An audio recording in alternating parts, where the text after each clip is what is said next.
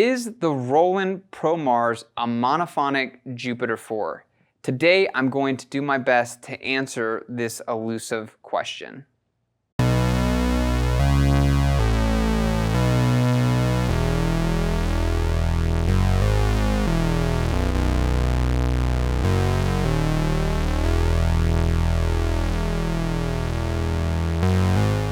Hi, I'm Zach Marr from Alamo Music here in San Antonio, Texas. You can find us online at alamomusic.com.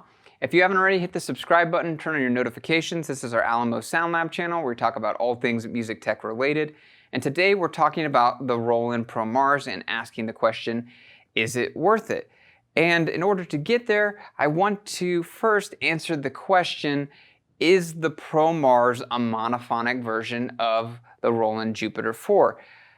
And in my opinion, it's not a straightforward answer. If you look at them visually, they are very similar, of course. They look almost identical from a design standpoint and from kind of the color scheme and the layout of the controls.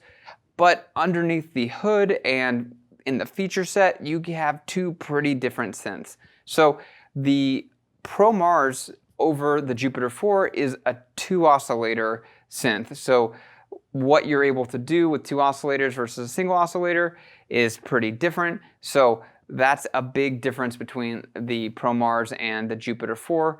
Another big difference is the Promars lacks the arpeggiator and the chorus that the Jupiter-4 has, which are, to me, pretty big parts of the character of a Jupiter-4. So those are, I think, the most notable differences.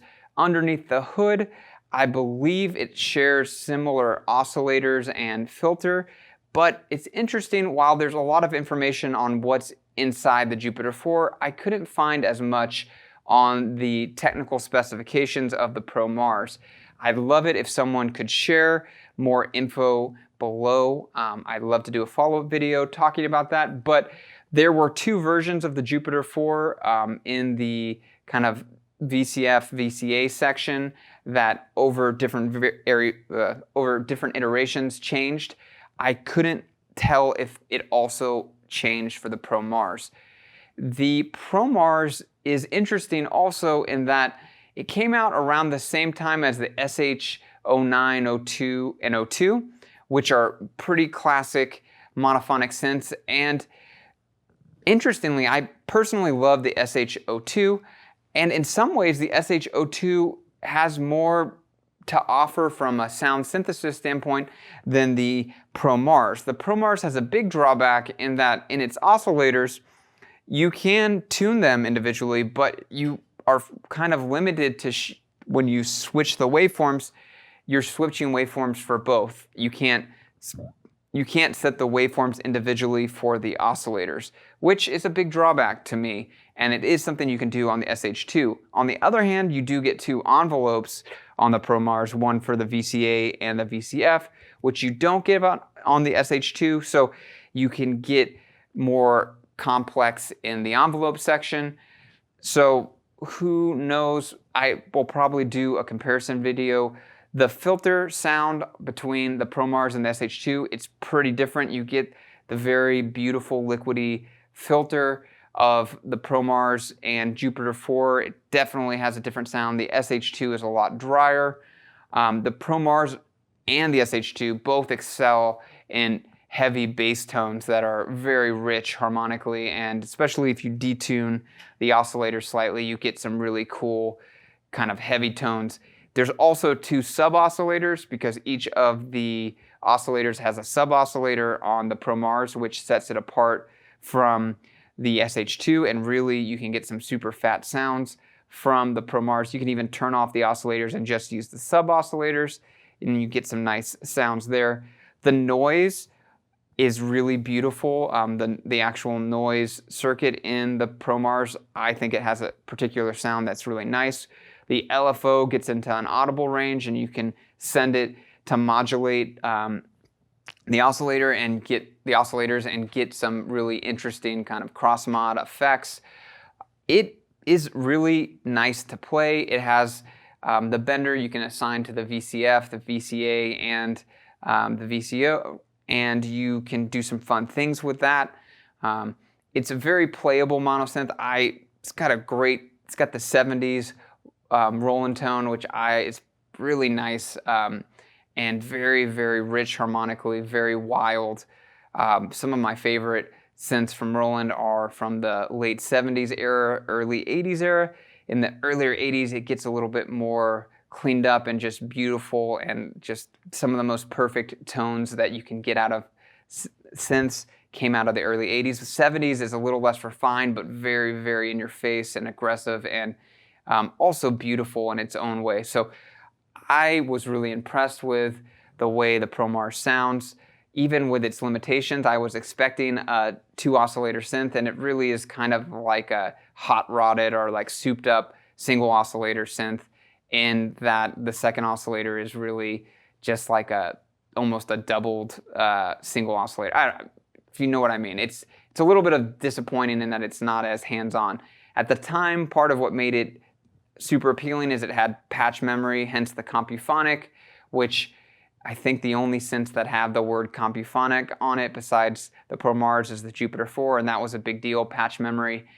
But today, that's not a big deal at all, and it was super limited. But yeah, that's where the name came from and the aesthetic. So that's really where the money was going in my opinion, not necessarily on being a super granular, customizable parameter kind of selection. So let's take a listen, and then we'll conclude with whether or not it's worth it.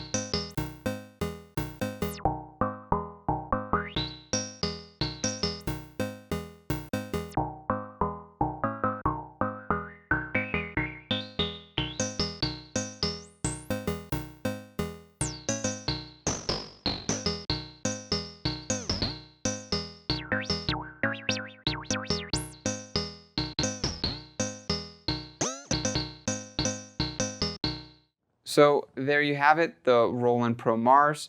And in summary, from a collectability standpoint, I couldn't find good information on how many of these are out in the wild, how many were sold initially.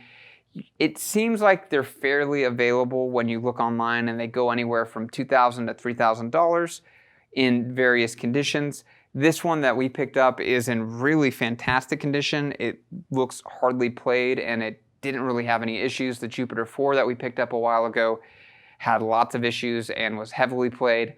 So this one is mint. It looks brand new. It even has plastic like covering on one of the knobs. I think it might be from like the original packaging. I'm not 100% sure. Maybe it's something that was put on after, but it looks mint. So it seems like they're fairly available. So from a collectability standpoint, it's cool. I don't know how rare it is. Would love if someone knew below and can list that below. From a sound standpoint, I also don't know how unique it is. It definitely is very beautiful monosynth, not the most complex. It's in fact, I think, a little boring. I like some of the SH series better, but it does have that Jupiter flavor about it. And maybe as I get a little more familiar with it, I will grow to love it even more. But to be honest, for me, musically, I was a little disappointed when I first started playing on it. I was expecting it to be able to do more with the 2 oscillator structure, but that could just be me, so I'm going to spend some more time with it.